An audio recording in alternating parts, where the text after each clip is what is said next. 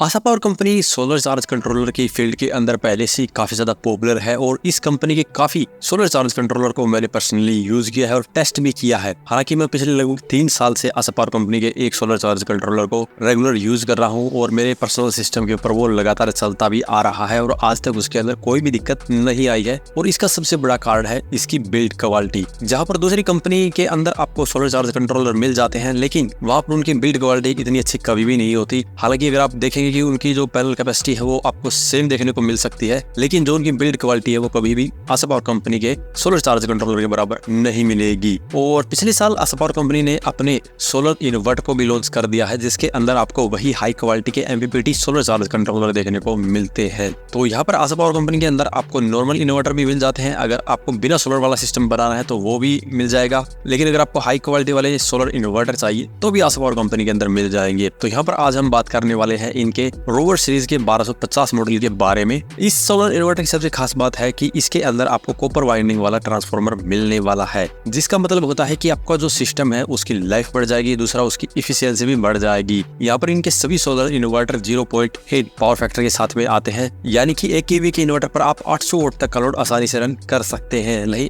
वहीं पर दूसरी कंपनियों के इन्वर्टर की बात करें तो मोस्टली इन्वर्टर आपको 600 से 700 वोल्ट तक की लोड कैपेसिटी के साथ में देखने को मिलते हैं। हालांकि बोलने को वो 1 kV के होते हैं, लेकिन मोस्टली आपको जो लोड कैपेसिटी देखने को मिलती है वो 600 से 700 वोल्ट तक ही मिलेगी। तो यहाँ पर इसके अलावा भी इनके सोलर इन्वर्टर के अंदर काफी फीचर देखने को मिलते हैं। सबसे पहले बात कर लेते हैं टेक्निकल स्पेसिफिकेशन की, उसके बाद में बात करेंगे फीचर्स के बारे में। तो यहाँ पर इसका मॉडल नंबर जैसे मैंने बताया रोवर 1250 है, लेकिन ये इन्वर्टर 1250 VA लोड कैपेसिटी के साथ में ही आता है। लेकिन यहाँ पर आप देखेंगे जो मोस्टली जो इन्वर्टर आते हैं मार्केट के अंदर उनका मॉडल नंबर कुछ अलग होता है, VA लोड कैपेसिटी कुछ अलग होती है। लेकिन यहाँ पर आशा पावर कंपनी के जितने इन्वर्टर है उनकी जो लोड कैपेसिटी है वही मॉडल नंबर वहाँ पर दिया गया है। तो यहाँ पर 1250 VA का मतलब है कि आप इस इन्वर्टर के ऊपर लगभग 1 किलोवाट तक का लोड बड़े ही आसानी से चला सकते हैं। पैनल कैपेसिटी की बात करें तो 1200 वोल्ट तक के पैनल भी लगा सकते हैं। सबसे अहम होता है VOC, जो कि MPPT टेक्नोलॉजी के अंदर सबसे ज्यादा फायदेमंद होती है, जो कि इस इन्वर्टर के अंदर आपको 120 वोल्ट की VOC मिलने वाली है। तो यहाँ पर जितने भी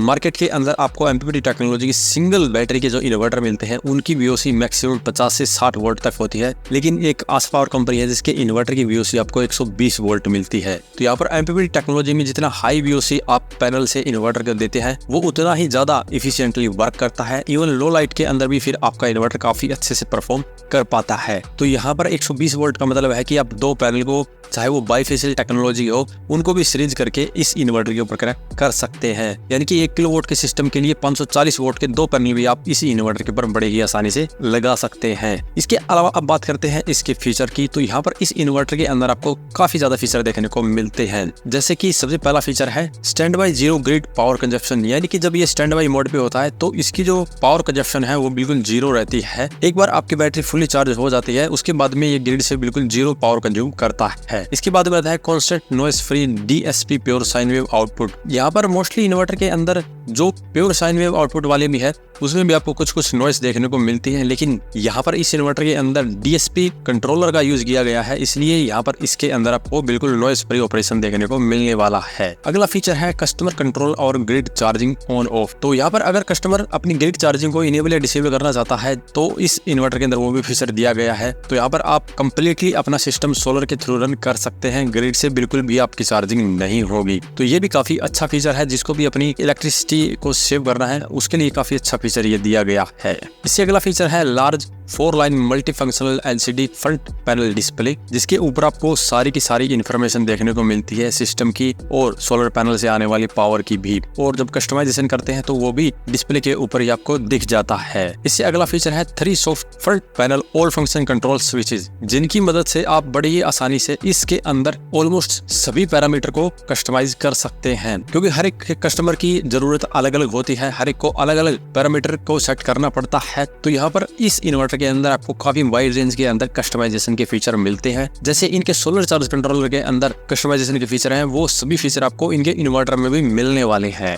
इससे अगला फीचर है no rocker switch behind the device, जिसका मतलब है कि काफी जो सोलर इन्वर्टर आते हैं उसके पीछे आपको कुछ स्विचेस दिए जाते हैं, जिनकी मदद से आप उसके अंदर बैटरी की सेटिंग कर सकते हैं या जो चार्जिंग की सेटिंग है वो कर सकते हैं। तो ऐसा इस सिस्टम के अंदर आपको नहीं मिलेगा। इसके अंदर जितना भी कस्टमाइजेशन का काम है वो आप फ्रंट साइड जो बटन दिए गए हैं उनकी मदद से ही कर पाएंगे। चाहिए। इससे अगला फीचर है intelligent true multi stage smart solar charging. जैसे कि हमें पता है सोलर इन्वर्टर के अंदर हमें 3 तरह की चार्जिंग देखने को मिलती है, बल्क, अब्जॉर्प्शन, फ्लोट। ये 3 तरह की चार्जिंग हमें सोलर इन्वर्टर के अंदर मिलती है। तो यहाँ पर यूजर अपनी जरूरत के अनुसार इन तीनों ही चार्जिंग स्टेज को कस्टमाइज कर सकता है और अपने बैटरी बैकअप और बैटरी की लाइफ को बढ़ा सकता है। इसके बाद में इसका अगला फीचर है customisable solar and grid priority mode. तो यहाँ पर अगर आप अपना बिजली का बिल कम करना चाहते हैं तो आपको प्रायोरिटी ग्रिड की बजाय सोलर पे रखनी होती है। तो ये फीचर भी आपको इसके अंदर मिल जाता है कि आप ग्रिड की बजाय सोलर पर प्रायोरिटी रख सकते हैं, जिससे कि मैक्सिमम जो आपका बैटरी चार्जिंग का और लोड चलाने का काम है वो मैक्सिमम सोलर के थ्रू ही होगा। इससे अगला फीचर है हाई ओवरलोड एंड सर्ज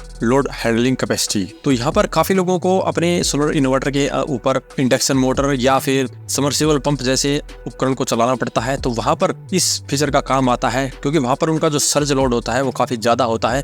तो उसको हैंडल करने के लिए इन्वर्टर ही आपका अच्छा होना चाहिए, तभी आप वैसे लोड को चला सकते हैं। तो ये फीचर आपको इस इन्वर्टर में मिल जाता है। तो इतने सारे फीचर आपको एक इन्वर्टर के अंदर मिलने वाले हैं। और यहाँ पर अब बात करते हैं प्राइस की, तो ये आपको ऑनलाइन मिल जाता है लगभग 21,000 रुपए में। तो यहाँ पर काफी लोगों का सोचना ये हो सकता है कि दूसरी कंपनियों में तो लगभग 10 से 11 या 12,000 रुपए में भी इतनी ही कैपेसिटी के साथ में इन्वर्टर मिल जाता है, लेकिन वहां पर उनकी जो बिल्ड क्वालिटी है उसका आपको पता नहीं है और उनके अंदर जो ट्रांसफार्मर यूज होता है वो एल्यूमिनियम का होता है, जिससे कि इन्वर्टर की लाइफ तो कम होती है, साथ ही उसकी एफिशिएंसी भी कम हो जाती है। तो यहाँ पर आशा पावर कंपनी अपने प्रोडक्ट की क्वालिटी के साथ में कोई भी कॉम्प्रोमाइज नहीं कर रही है, इसीलिए यहाँ पर आपको हाई क्वालिटी का प्रोडक्ट मिल रहा है। तो इसीलिए जो इसकी प्राइस है वो आपको थोड़ी सी अधिक देखने को मिलती है। तो यहाँ पर अगर आप परचेज करना चाहते हैं तो टोटली आपके ऊपर है। अगर आपको आशा पावर कंपनी के प्रोडक्ट अच्छे लगते हैं तभी आप इन्हें परचेज करें, अदरवाइज आपकी चॉइस है, जो कंपनी आपको अच्छी लगती है उसका प्रोडक्ट ले सकते हैं। आज की इस वीडियो में इतना ही। अगर इसके बारे में अभी भी आपको कोई सवाल या सुझाव हो तो वीडियो कमेंट बॉक्स में कमेंट करें। वीडियो पसंद आए तो लाइक करें, शेयर करें, साथ में चैनल को सब्सक्राइब करें। सब्सक्राइब करने के साथ बेल आइकन को जरूर दबाएं ताकि इसी प्रकार की वीडियो आपको समय समय पर मिलती रहे। धन्यवाद।